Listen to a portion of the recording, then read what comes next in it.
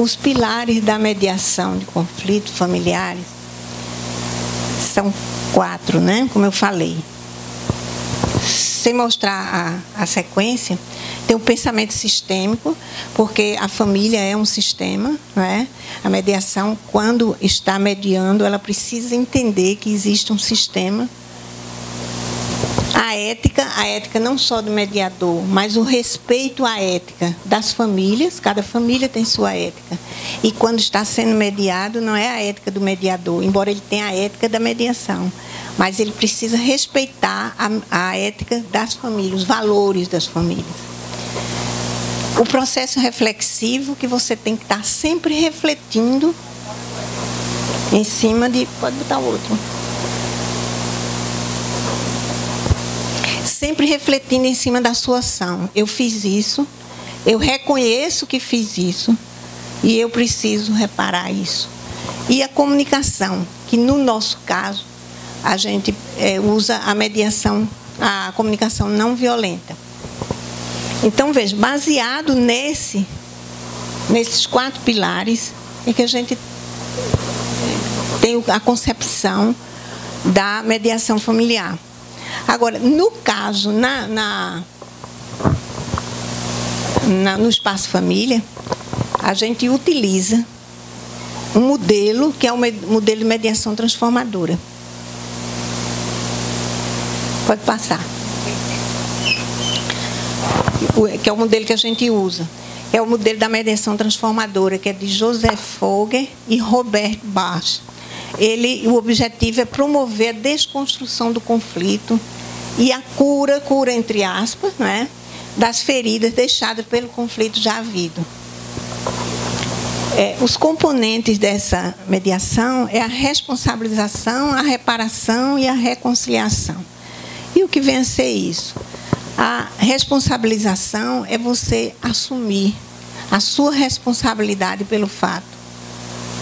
Quando existe um conflito, no caso que eu falei de separação, nunca um casamento se acaba por conta de um só.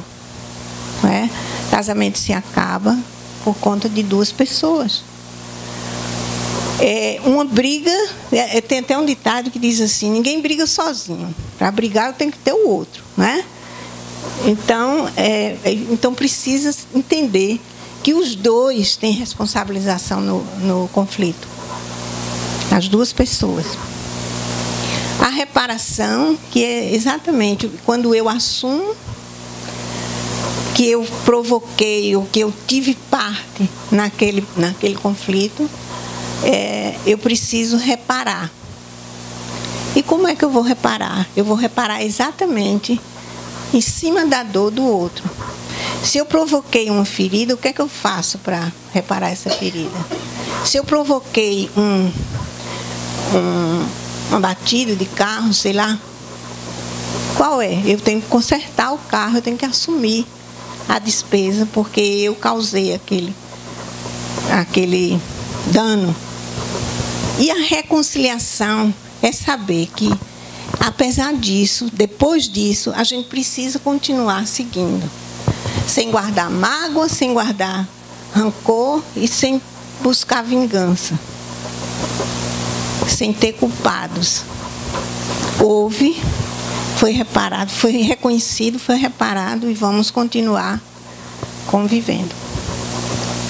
Outro componente, né, desse modelo que nós utilizamos é a comunicação não violenta, de Marshall Rosenberg, que ela diz que também se diz compassiva, né?